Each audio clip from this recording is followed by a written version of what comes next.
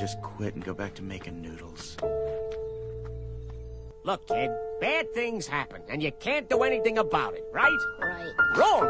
When the world turns its back on you, you turn your back on the world. When life gets you down, you know what you gotta do? I don't want to know what you gotta do. Just keep swimming, just keep swimming, just keep swimming, swimming, swimming. You gotta put your past behind you. But it still hurts. Oh, yes, the past can hurt.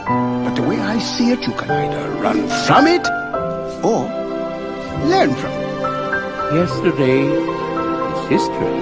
Tomorrow is a mystery. But today is a gift. That is why it is called the present. Your story may not have such a happy beginning, but that doesn't make you who you are.